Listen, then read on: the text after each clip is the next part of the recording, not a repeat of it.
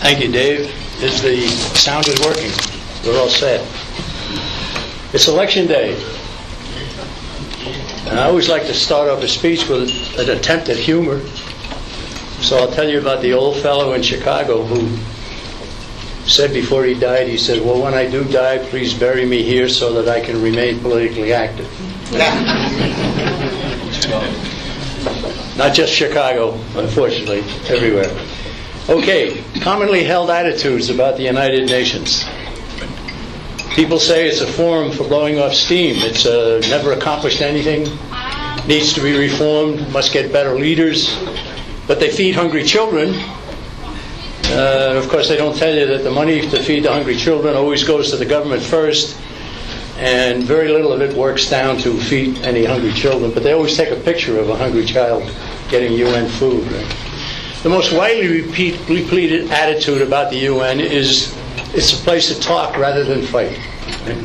You hear that over and over again. But the United Nations was built on land donated by the Rockefellers in Manhattan in New York City, and that's the UN headquarters. Now, the people who say the United Nations never accomplishes anything have to tell me what the people in that building are doing. They're not doing nothing. They're doing something. And the people over at the International Monetary Fund in Washington, D.C., that's a pretty big building full of a lot more people, and they're doing something. And here's the International Labor Organization in Geneva, Switzerland. That's full of people doing something. And here's the World Health Organization, also in Geneva. And here's the International Court in The Hague in the Netherlands. And then we have the World Bank. We're back in D.C., and I didn't even show you the pictures of the Food and Agriculture Building in Rome and the World Health Organization in, well, we showed that. Seabed Authority in Jamaica, Atomic Energy Agency in Vienna, Maritime Organization in London, plus more agencies and organizations with their buildings in Tokyo and Bangkok and Montreal and Paris and Nairobi. Ladies and gentlemen, the UN is everywhere. And don't forget that. And the people in those buildings are not doing nothing. The cost to U.S. taxpayers, $7 billion just in a single year recently. Let's take a quick look at our country, and we see men are endowed by their Creator with certain unalienable rights. There is a God, and He gave us our rights. And to secure these rights, governments are instituted. Everything's in its order. God's on top. Individuals with rights come next, and then governments to protect those rights, and nothing more comes next. Then we had the Bill of Rights. Congress shall make no law. Over and over again. No law, no law. No. Up to the 10th Amendment says if we forgot anything, can't do that either. At the UN Universal Declaration of Human Rights, they list the same kind of rights that we have in our Bill of Rights, but they ended up by saying everyone shall be subject only to such limitations on those rights as are determined by law, which means you don't have any rights. Very simple. And in 1966, they came out with the International Covenant on Civil and Political Rights, and they did the same thing here. And they ended up by saying rights may be subject to certain restrictions, but these shall only be such as are provided by law and are necessary. So what you've got is a companion of the Constitution of the Soviet Union, which talked about everybody having this right and this right and this right and so forth, and it ended up by saying if we pass a law, you don't have the right. And of course, we know in the Soviet Union they did pass a law, right? So we see polar opposites. We see the United States has God, United Nations no God. We see the United States says rights come from God, the United Nations, rights come from government. We see the United States, no law to restrict the rights, the United Nations law at whim. I mean, we could stop right here and say we have no business being in the United Nations. Right? But there's more. Now, there's been a world government goal of a lot of people over history. We see Adam Weishaupt and the Illuminati in 1776 formed that organization that we still suffer under, really. Giuseppe Mazzini succeeded him at the Carbonari in Italy. Karl Marx came along with communism and socialism, all wanting world government. Finally, Edward Mandell House who talked about the comity of nations. He didn't talk about world government. He used the phrase comity of nations. Comity is a word we don't use much anymore.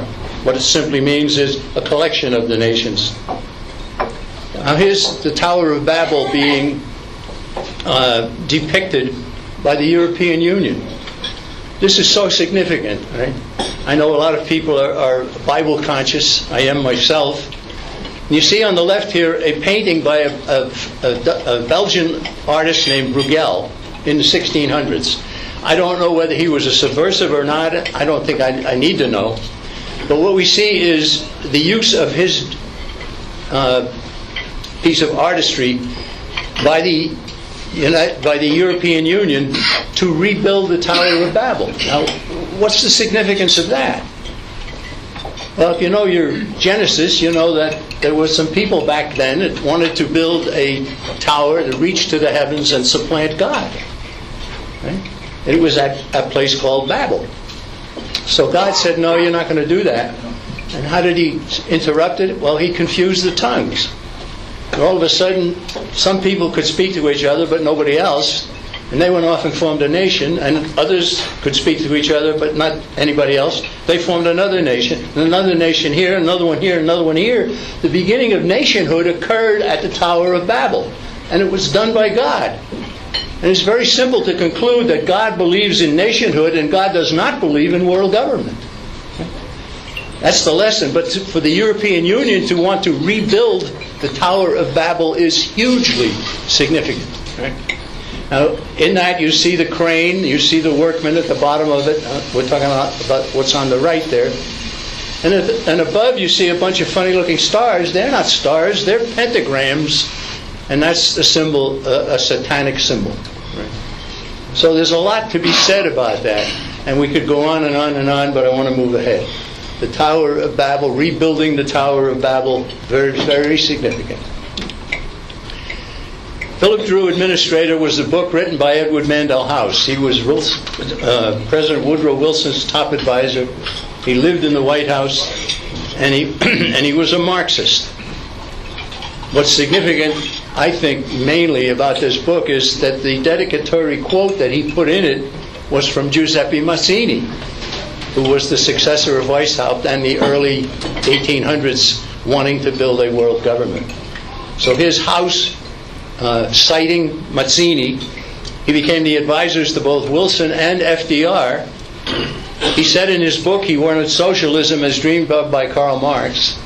So I call him a Marxist. He despised the U.S. Constitution. He advocated the income tax and the Federal Reserve, which we got, and it's also advocated by the Communist Manifesto. He proposed world government, and then he started the Council on Foreign Relations. And I believe that this group has heard a little bit about the Council on Foreign Relations from time to time. Now, in 1919, led by Edward Mandell House, the Senate debated the matter of joining the League of Nations. And they debated it for 9 months, and they said no.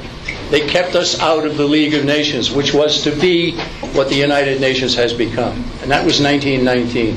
Because the United States never joined the League of Nations, it never amounted to much. But after the UN was formed in 1945, the League of Nations, which still existed, turned over all of its equipment, all of its buildings, everything it had, all of its bankroll and everything else, turned it over to the United Nations.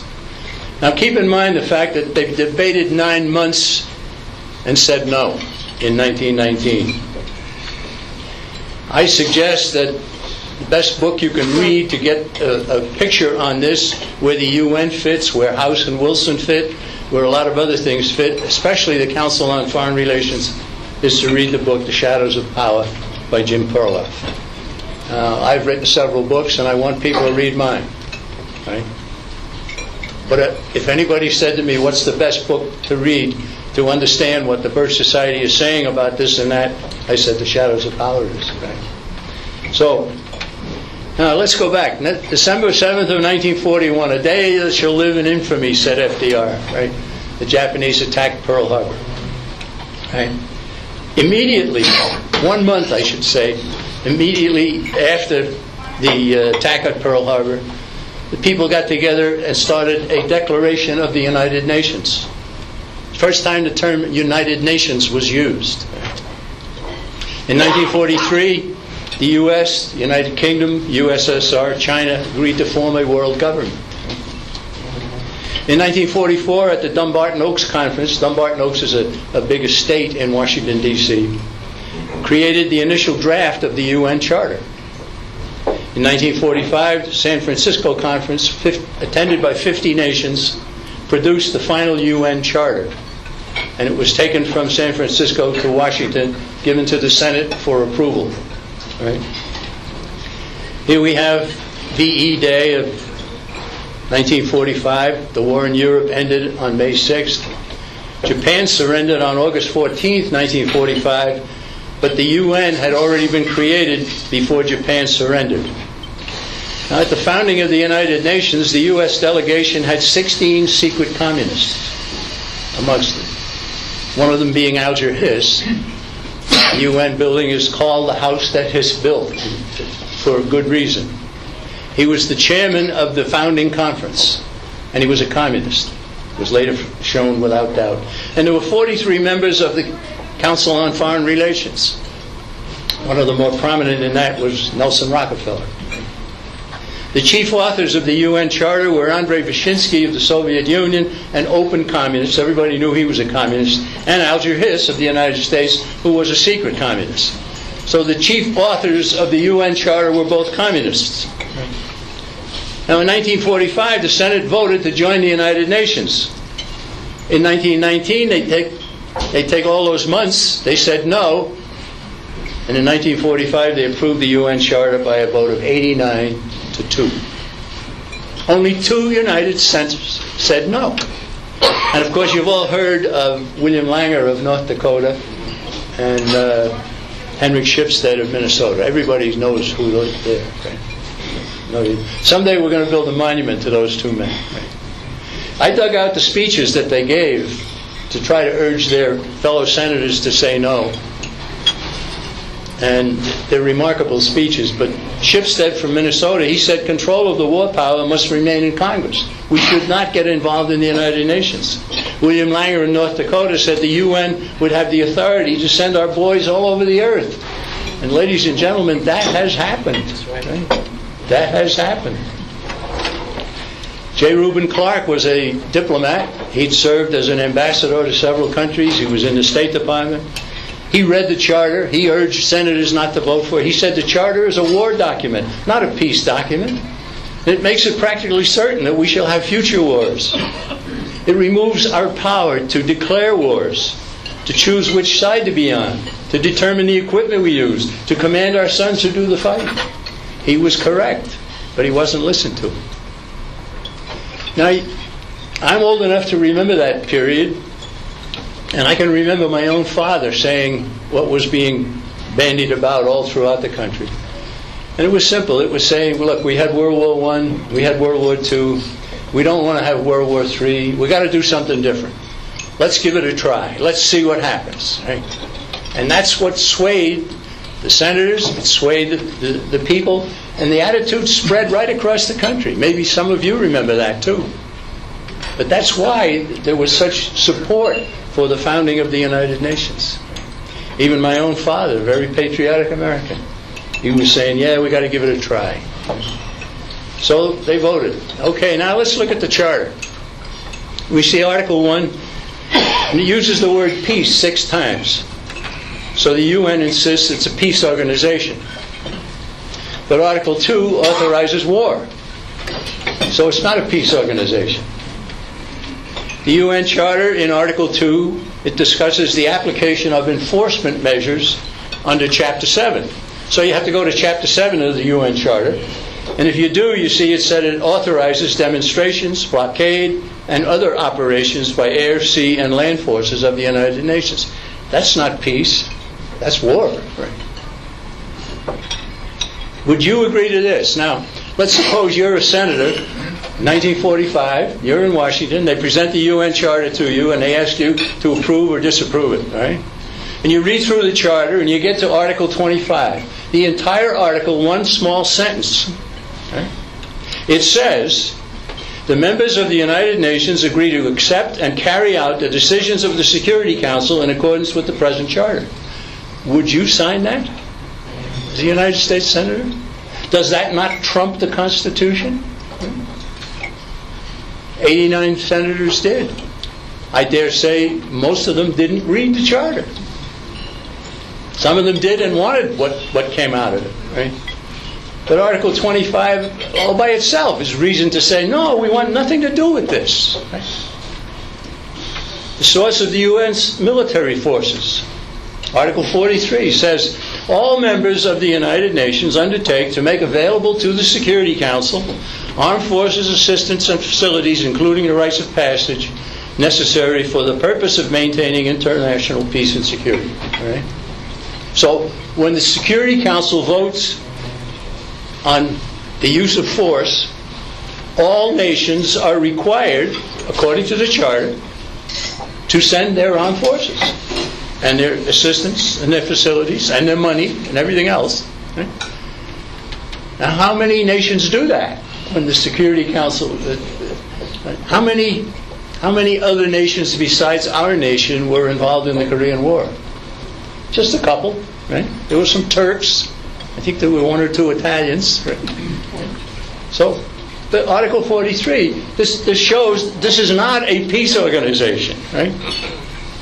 And the nation that obeys this more than any other, and more than all of the others combined, is the United States. Here's Colin Powell, who was Secretary of State under George W. Bush.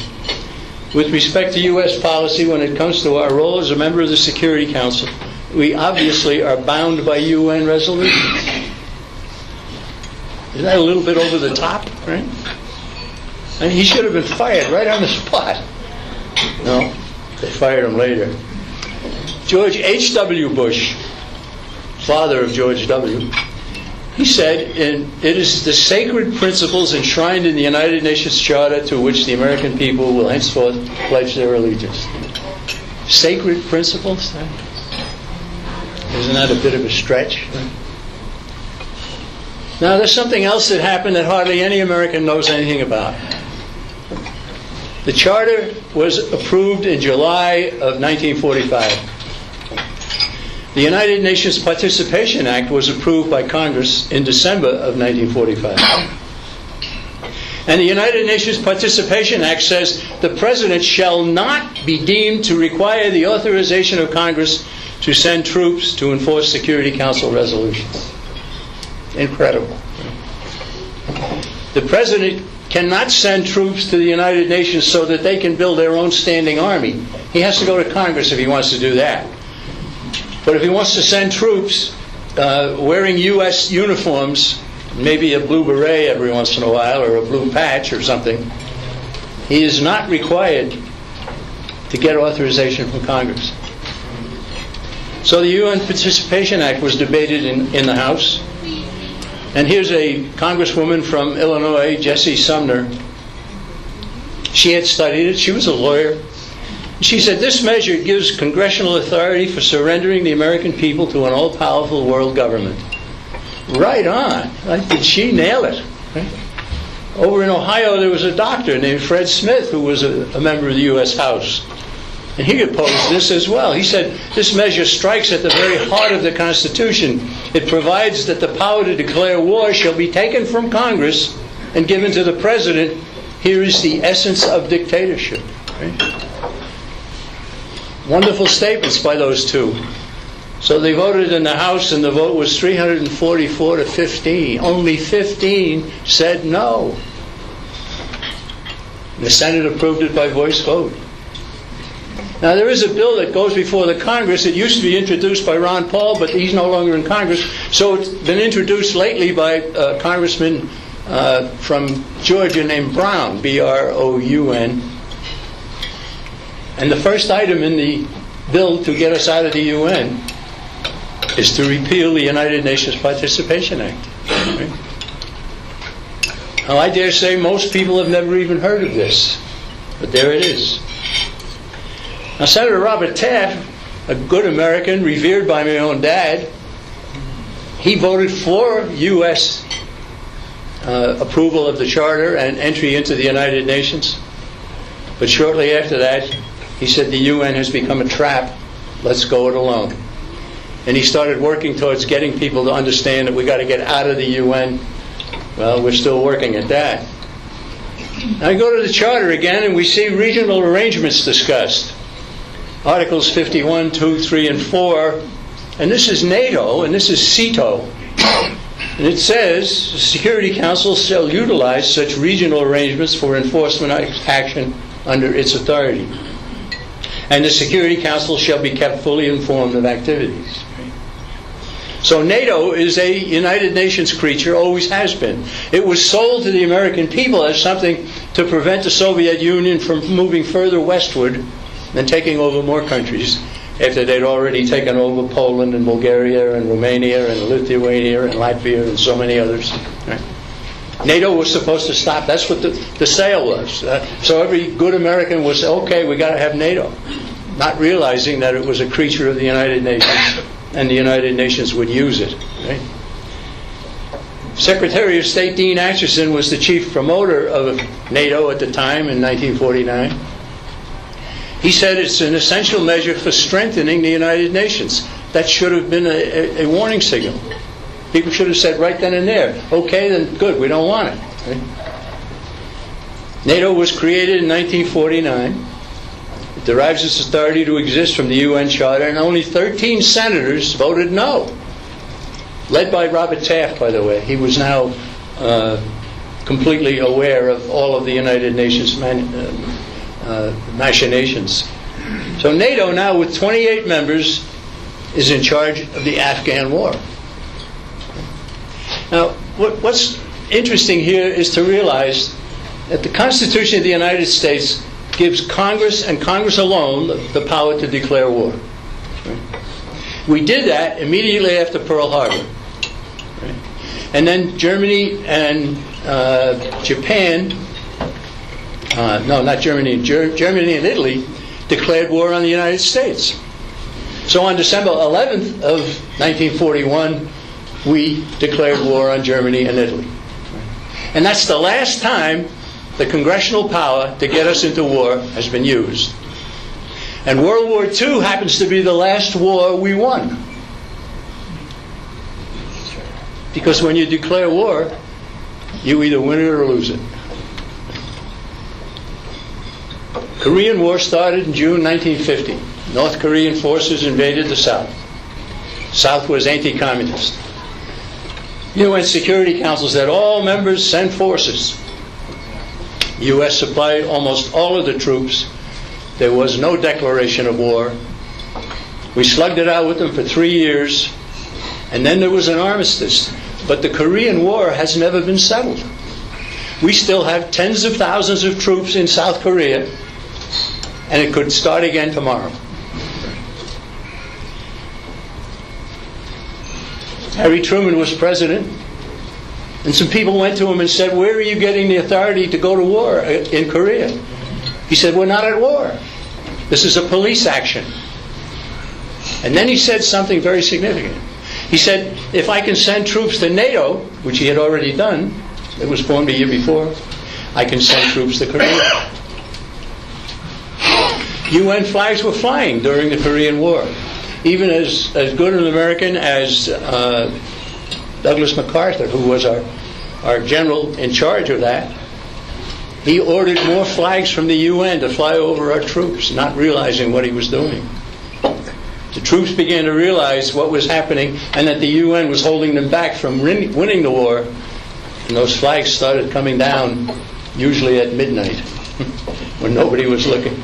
The state of war in Korea still exists. After the war armistice, the U.S. Senate held hearings. They brought all the generals and a lot of others to talk about what was going on in the Korean War. General George Stratemeyer was one of the generals. He said, you get into war to win it. You do not get into war to stand still and lose it, and we were required to lose it. We were not permitted to win. And he's only one of many who said something like that. but nothing was done. General Douglas MacArthur eventually wrote a book called Reminiscences. And in it, he quoted the Chinese general. Now, Chinese forces had come into North Korea from Manchuria to help their communist allies. They outnumbered our troops 20 to 1. There were hordes of them, just all kinds. And in his book, MacArthur quoted the Chinese general, whose name was Lin Piao. Piao said, "I would never have made the attack and risked my men and military reputation if I had not been assured that Washington would restrain General MacArthur." Who in Washington restrained General MacArthur? Well, it was the Truman administration. It was people like Dean Acheson, one of the leaders of the Council on Foreign Relations, and a lot of others. Right? MacArthur protested, and MacArthur was summarily fired. He was brought back, given a hero's welcome here in the United States, and the war continued for another year and a half after MacArthur had been fired.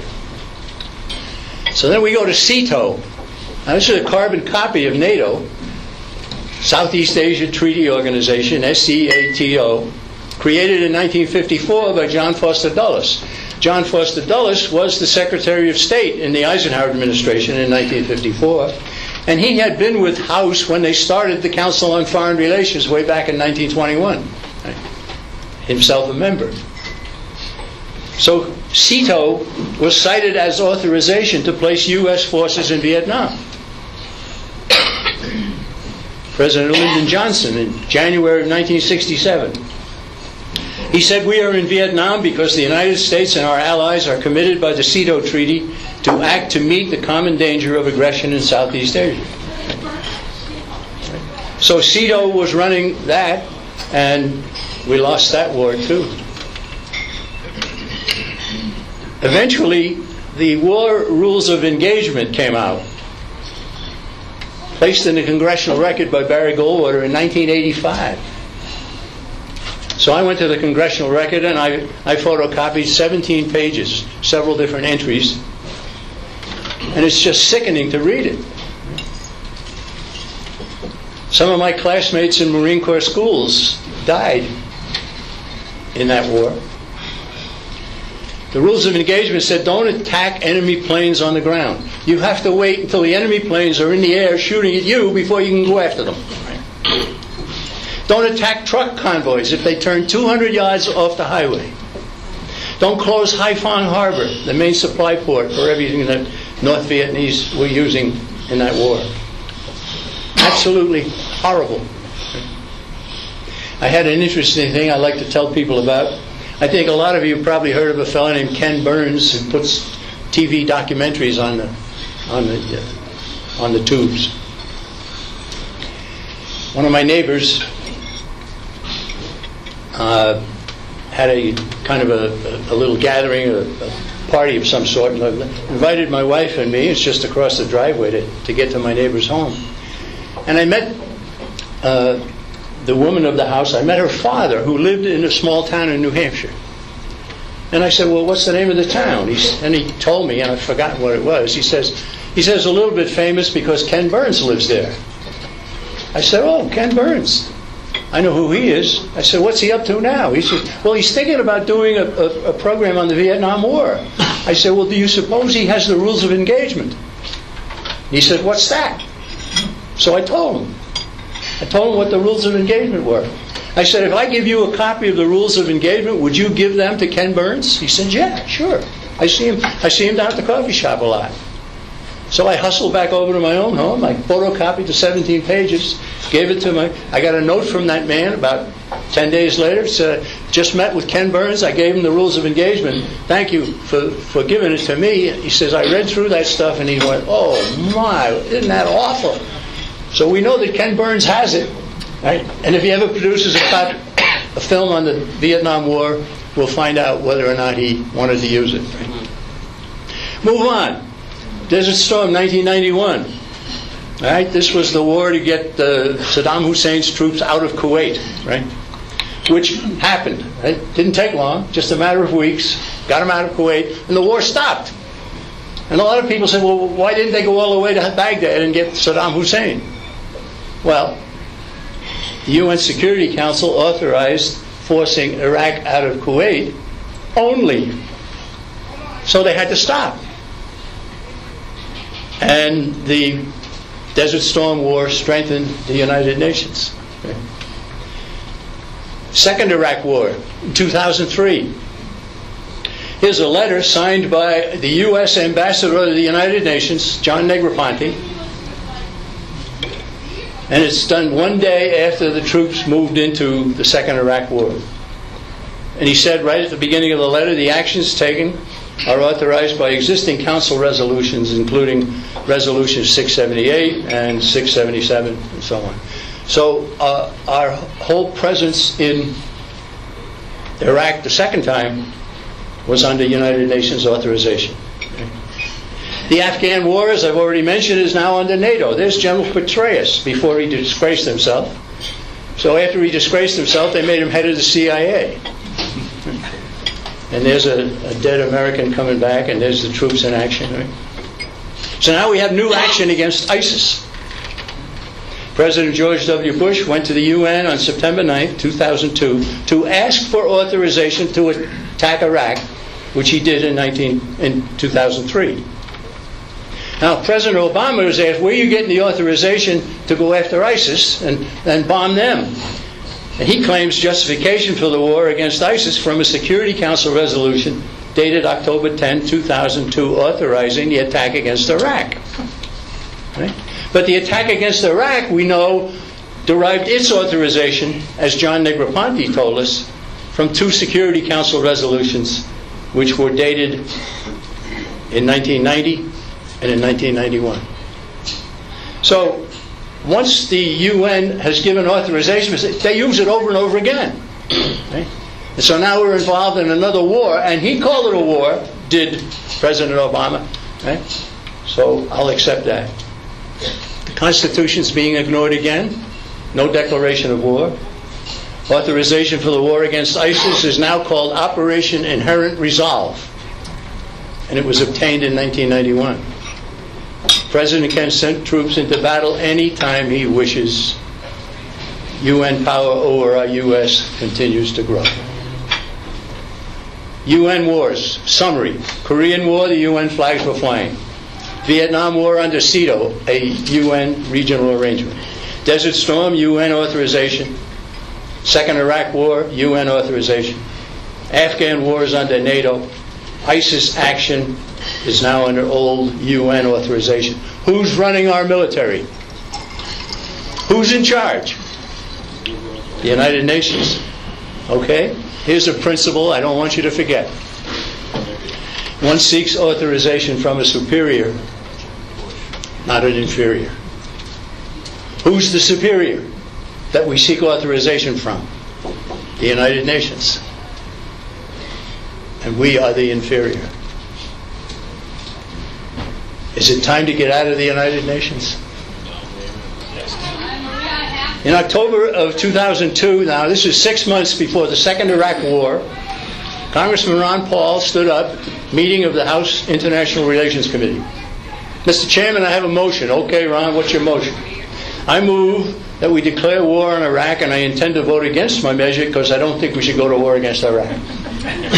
But, he added, I also don't think we should ignore the constitutional requirement for a congressional declaration of war. Good for you, Ron. Right. So they debated the matter, and finally the chairman of the committee, Henry Hyde of Chicago, supposedly a great conservative American, he said, Ron, there are things in the Constitution that have been overtaken by events and by time. Declaration of war is one of them. Your message is inappropriate, anachronistic, it isn't done anymore. Good conservative American? Yeah, sure. 1961, the State Department put out a document calling for the gradual turnover of the military of our country to the United Nations. 1962, another document sponsored by the State Department, written by CFR member Lincoln P. Bloomfield, called for total disarmament even of civilians. And it said membership in the new regime, far from being a privilege, would be mandatory. Gun foes want civilian disarmament. So there's a United Nations Arms Treaty that we, in the John Birch Society, with several others, were able to block.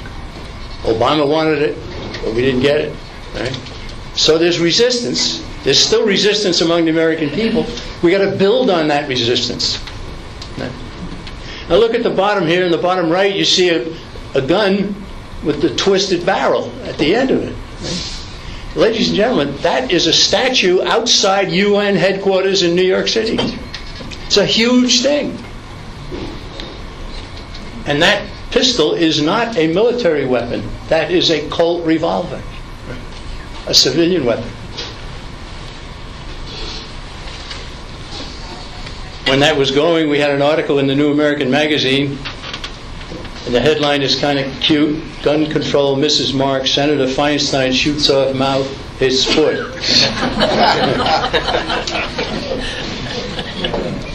Now go back to the charter. In Article 2, Paragraph 7, it says, nothing in the present charter shall authorize the United Nations to intervene in matters which are essentially within the jurisdiction of any state. So whatever happens within our country is our business, and the United Nations says in its own charter it will have nothing to do with it. They violate it absolutely in every possible way. Right? Here's a United Nations organizational chart. I know you can't read it, right? But look at all of the different areas that are mentioned in that United Nations organizational chart. What did they leave out? Nothing, right? UN tentacles are everywhere. And are they intervening in matters which are essentially within the jurisdiction of any country? Yes. In 1960-61, UN planes bombed Katanga, a province of the Belgian Congo that wanted to secede from a communist who had taken control of the government when the Belgians moved out. The United Nations bombed the hospitals. It bombed the civilians. It killed people. Rhodesia had been destroyed. It became Zimbabwe, the basket case of the 20th century. Right? In Australia, the UN stopped a hydroelectric power plant for environmental reasons. Guatemala, they told them to alter the constitution because it prohibited abortion. The European Union is destroying sovereignty of 28 nations now, and it admits that it's subservient to the United Nations. The International Monetary Fund and World Bank spreading money all over the spread UN. But the UN never accomplishes anything, you see. You've heard that. Are they intervening in the United States? Well, the UN has expressed its opposition to any law against abortion here in our country.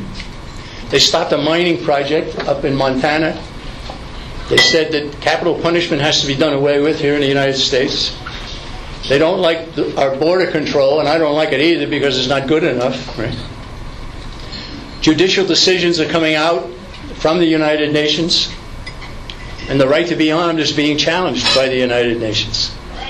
So they're intervening. They're violating their own charter. The charter means no more to them than it does to a lot of our senators and congressmen.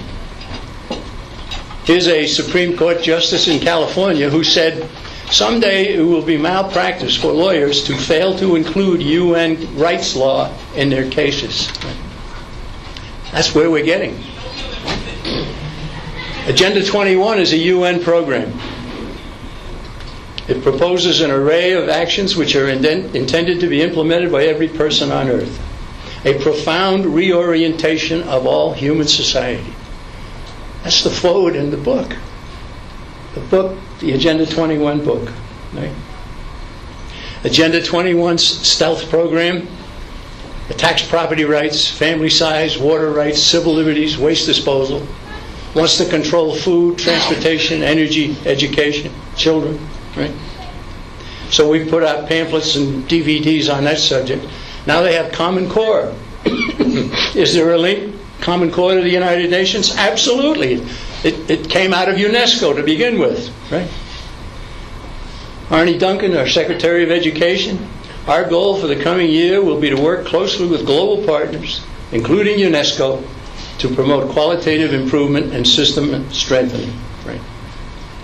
Here's a headline out of the New York Times talking about New York City Scores on math and English tests plummet after state adopts the new standards, the Common Core standards. Right?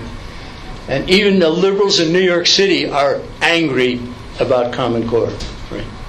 Here's a DVD we put out. So now they have new 3 R's. It used to be reading, writing, and arithmetic, and now it's recycling, racism, and reproduction. I think many of you have heard of a man named Jacques Cousteau.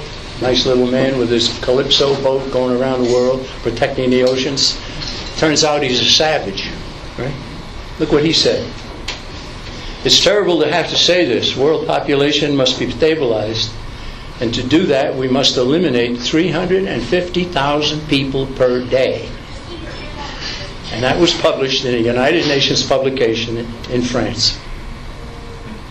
Right? He's contributed to his goal by dying. Right? Robert Welch, founder of the John Birch Society, frequently said, "Withdraw the United States from the United Nations and you have broken the back of the world conspiracy." And that is so true. If we could get our own Congress to pull out of the United Nations, we would have bought generations of time to continue to fight the conspiracy for world control. It's that important. And it's really that easy. But it's not easy to get people persuaded to want to get out of the United Nations. Is it a conspiracy against our country? Yes. A man named James Lucier, I should put his name on the chart here, he said the first job of conspiracy is to convince the world that conspiracy does not exist. Right? That's a brilliant summation. Right? And so if you go to a friend, a neighbor, maybe even a relative, maybe even your spouse, and you start talking about some of these things, you're going to hear somebody say, "You sound like a conspiracy theorist." Right? Right? Doesn't that happen over and over again? Right? And the answer is no, I'm not a conspiracy theorist. I'm a conspiracy factist. It does exist. Robert Welch said it exists. There's a conspiracy at work as sure as there's a law of gravity. That's a good summation. So America's leaders, they are not stupid bunglers. They are not lacking information. They know what I know and what I've told you. Therefore, they know what they're doing and what it leads to.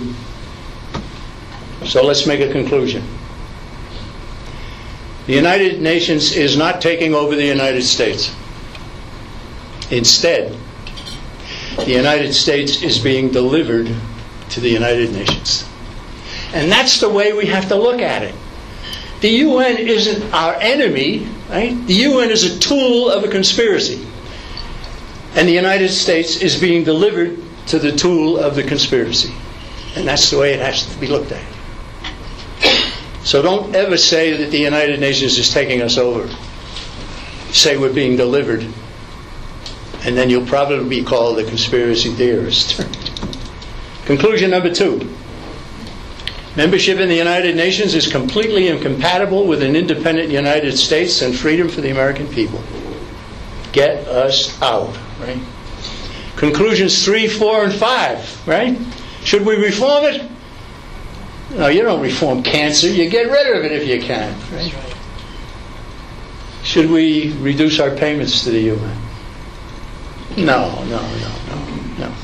That's minuscule. So should we get a friendlier general, Secretary General? That, my friends, would be impossible. Right?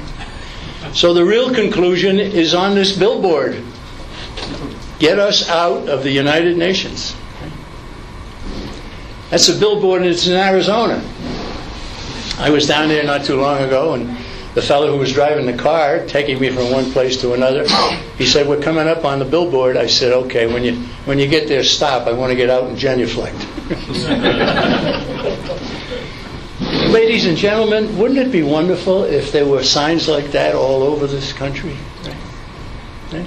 Maybe within this group you have enough capability to erect a "Get Us Out of the UN" sign. It would shake up everybody. Right? And it would really accomplish a lot. So think about that. Right? H.R. 75.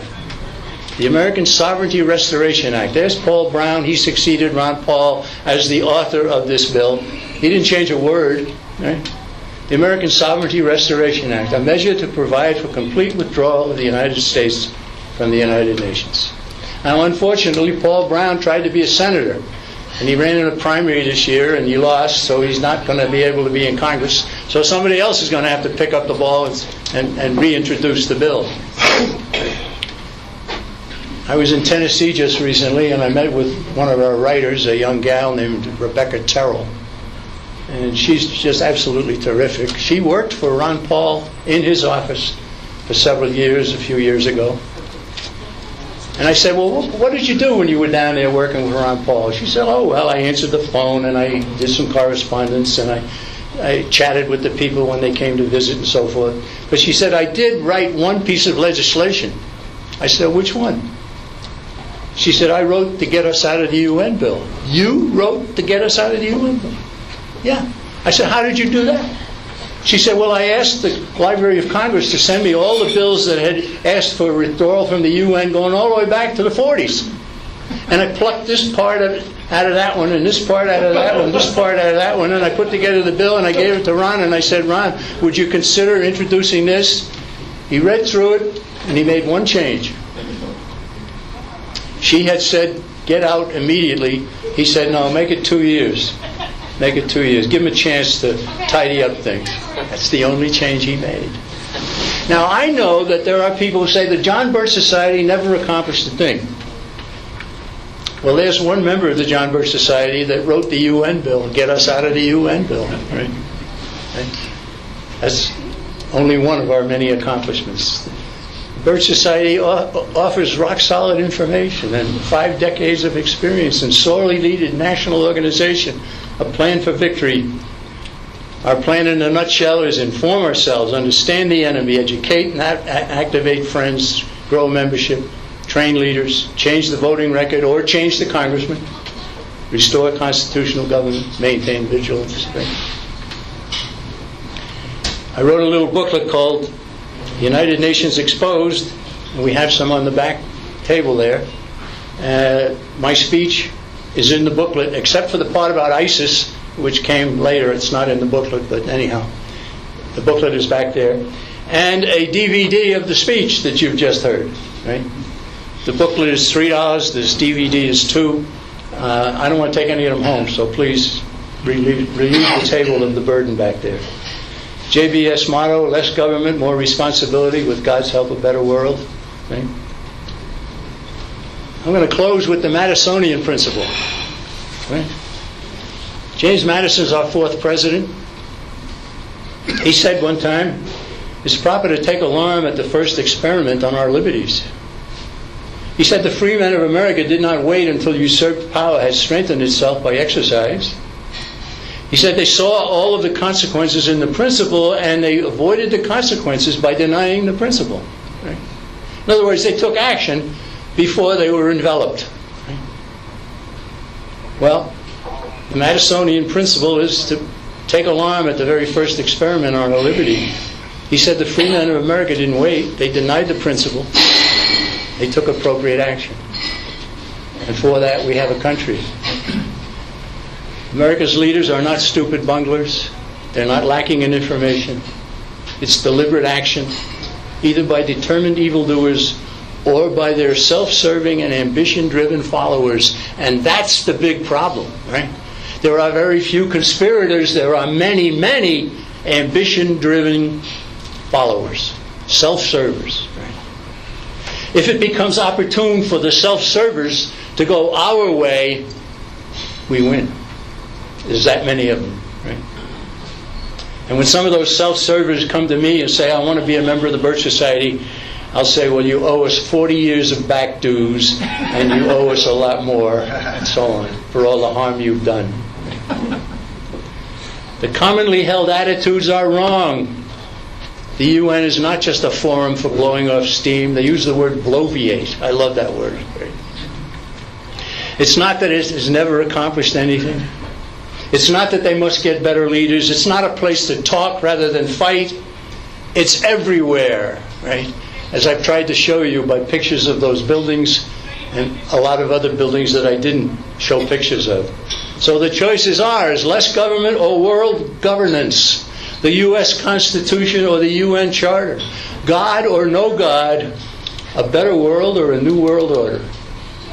Those are our choices. To achieve victory, we need more members.